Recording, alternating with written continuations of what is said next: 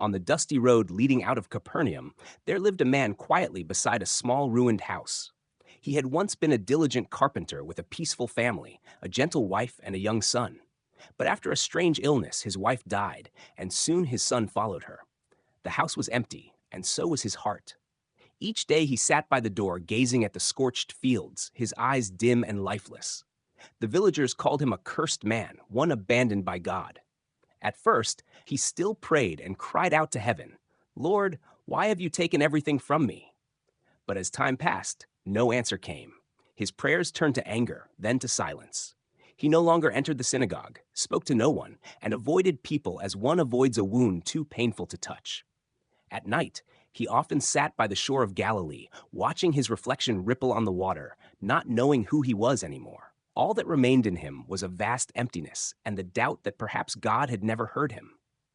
The once warm heart of a father and husband had turned into a silent stone in the desert of sorrow.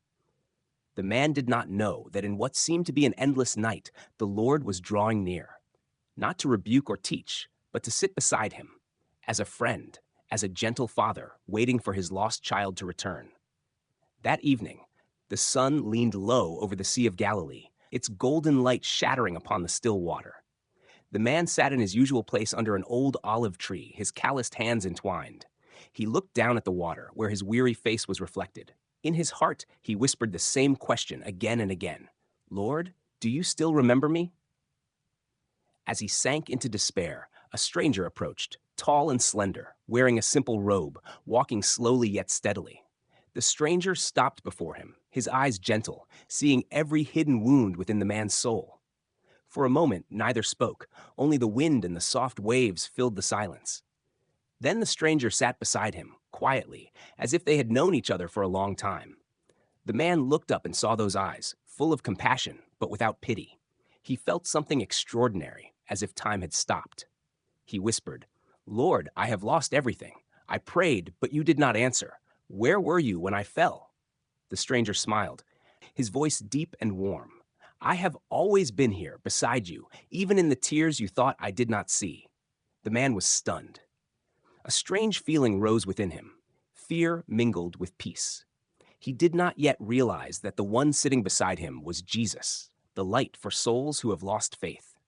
Their meeting was no coincidence. It was a divine appointment long prepared, between a broken soul and the love that never abandons. The man bowed his head, his voice trembling. "If you are truly with me, why did you let me suffer so much?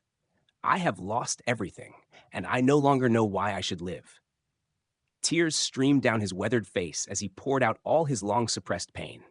Jesus listened in silence, then gently placed his hand on the man's shoulder. His voice was as soft as spring wind. "My beloved child, I have never left you for even a moment. When you fell, I held you. When you cried, I cried with you. But if I took away all your pain, you would never learn that true love can bloom even among ruins." The man looked up, his eyes filled with tears. In that moment, he felt something beyond understanding, a presence vast, tender, and powerful. Jesus continued, "Suffering is not a punishment. It is the doorway through which you find faith again. It is in darkness that you will see my light most clearly." He took the man's hand. The rough fingers trembled, but slowly grew warm. Every bitterness and grief in his heart melted like ice under the sun. Another kind of tears flowed, not of despair, but of release. In the soft whisper of the wind, the man heard a voice from heaven saying, "I have heard you. Let me heal you."